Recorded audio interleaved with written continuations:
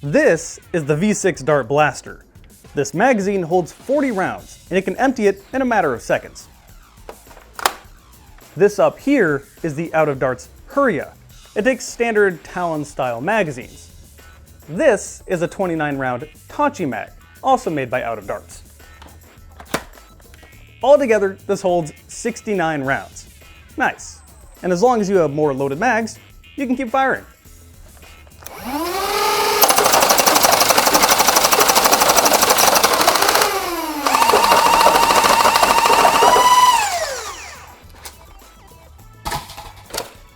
This is one of the coolest blasters I've gotten in a long time. A lot of other blasters have had the same exact idea, but nothing has done it to the quality that Out of Darts has with this. This thing is incredibly small. You effectively have a full auto Masterkey. I mean, compared to the size of my hand, you know what? I think I need a better comparison. These will do. This is a Worker Nightingale. This is an Out of Darts Jupiter.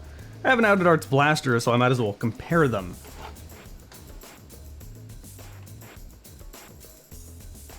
Yeah, so it's kind of comparable, but thinner than the Jupiter and doesn't have the grip. It's also a bit lighter. And compared to the Nightingale, which is a regular micro flywheeler style pistol, yeah, this thing does not add much weight to your blaster. However, for the size, this is a little pricey. It will run you $190 US. But as we've all come to expect, 3D printed blasters are generally going to cost more, and this has a lot of time put into developing it. I mean, I cannot stress how many years they worked on this. Out of the box, this Picatinny mount will be on the left-hand side here, and the rail on this side will be on top. They're very easy to move around. You just need a simple Allen screw to unscrew these, and then you screw it into the gold pieces right here. These buttons on the side are your triggers. And there's also an on-off switch on the front. Thank God, I love it when blasters do this, but the moment you hit this, it's just an on-off switch. There's no rev trigger, it doesn't start revving up, it just starts going. However, out of the box, it will come with this. This is a simple XT30 connection that plugs into the back of your blaster, and then you have a regular button that you can wire to the front of your blaster, I don't know, tape it to a foregrip if you really want to. I found I didn't actually like using this. This button is a little too big to be comfortable for that function. Although I imagine some people will 3D print a foregrip that this will sit snugly into, and then there you go, it's easier to use. Personally myself, I found it a lot easier to just mount it underneath and use it like a full auto Masterkey. It's actually not uncomfortable to hold it this way, and my palm rests perfectly on this button. Almost too perfectly. I accidentally hit that button quite a few times. As I mentioned in the intro, it uses regular Talon style magazines. This is a 15-round Worker Talon mag. There's no mag release or any of the sort. You just shove it in and pull it out. And it doesn't matter what Talon style mag you got. This is an 18-rounder. It'll lock in place, which also means you can use what you saw in the intro, the ridiculous 29-round Tachi mag. It's... well, I mean, what do you even say? This looks ridiculous and I love it. Although I will say, this is not the blaster's fault. The Tachi mag was a little picky. You have to really load up darts perfectly, otherwise they kind of get stuck in here. But it does work with this fine other than that. What I wasn't prepared for when I bought this is how small the battery compartment is. I mean, obviously, this thing is super tiny, so of course the battery compartment is going to be small. But I have a battery that fits in this little front compartment in the Nightingale that uses XT30, so I figured I already had a LiPo that would work in this. I did not. I actually felt kind of bad because Out of Darts is local to me. They're up in Vancouver, Washington, and I'm in Portland. However, I don't drive because Portland has good public transit. It's actually faster to take the Max or the bus across town than it is to drive through all the traffic. Unfortunately, Vancouver is across the state line in Washington. Portland Metro is right on the Oregon-Washington state border, and no public transit goes directly from Portland to Washington, which means in order for me to guarantee a battery worked in this, I just had to order another one online, which sort of felt annoying, I guess. I didn't want to be like, hey, can you just ship this one battery like a couple miles across town? If you're watching, apologies for that. Anyway, the battery compartment is down here. Unfortunately, it is not toolless. I love my toolless battery compartments, but with how small this thing is, I imagine there is a reason that it isn't toolless, and there is an on-off switch, so you can just disable the wiring if you really want to. But it's a simple Allen wrench key. Unscrew it, and I'll open it up so you can see how small it is. That's it. That's the whole battery compartment. And I would actually advise you to be incredibly cautious with this. And here's the very, very tiny battery I got to fit in here. There's some exposed contacts here. Well, not exposed in a way, but soldering points that I could easily see you accidentally ripping out. So be careful when you're putting the battery in here and trying to cram the wires in. There's not a lot of space to work with. It's just this little spot back here, basically. And I could easily see you accidentally ripping them out. And getting the battery in here is kind of a pain, so let me do that. What I like doing is putting the battery in first on one side like that, so the wiring is out of the way, and then tucking all the wiring in on the other side right next to the battery, like so. And then when you put the battery compartment back on, it kind of slides into place on these rails. And you have to make sure none of these wires are in the way. And there you go.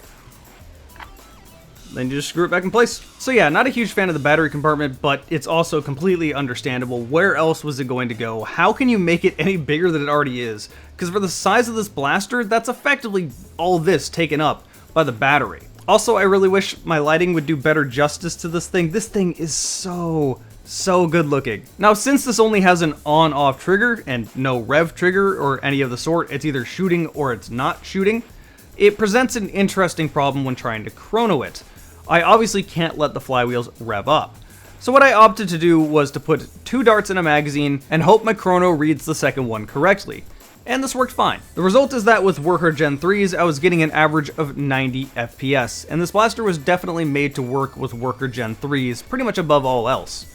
That's become the industry standard, so not really a problem. Also, virtually any dart works in this, so again, not a problem. Next, I tried bamboo darts, and as you probably predicted, this got an FPS boost because they are smaller and lighter. Adventure Force bamboo darts shoot 110 to 120 FPS. And if you're curious or worried about the flywheels completely revving up, if I fire only one dart, I'm only getting around 50 FPS, so your first shot's only going to be about 50, and then your next shots are going to be in the 90s to 100 range. I also put 3 in a mag and tried chronoing that, and I got the same velocity as the second dart. So after your first dart, you were firing at full velocity. Editing Jarek here, when I look back at this chrono footage, most of the time the first shots were actually shooting at full velocity. What I think's going on is that it depends on the placement of the pusher. If the pusher is forward, then it has more time for the flywheels to rev up as the pusher has to go back. However, if the pusher is already back and ready to go, you'll get 50 FPS. But most of these chronos were actually giving me around 90 FPS on the first shot. So yeah, the flywheels rev up very fast. Your first shot will likely be full velocity, but at minimum, your second shot will be full velocity. Something interesting I did find out is that if you were going to mount this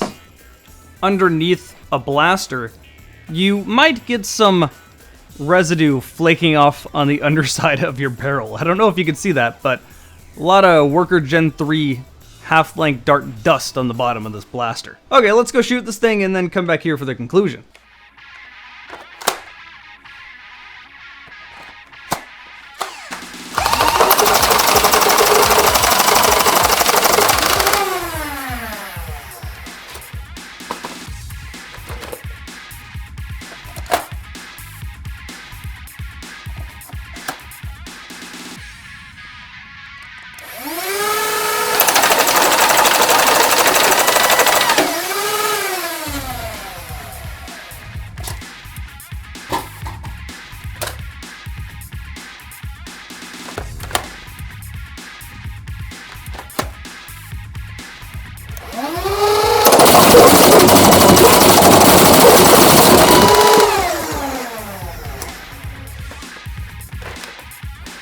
That's ridiculous.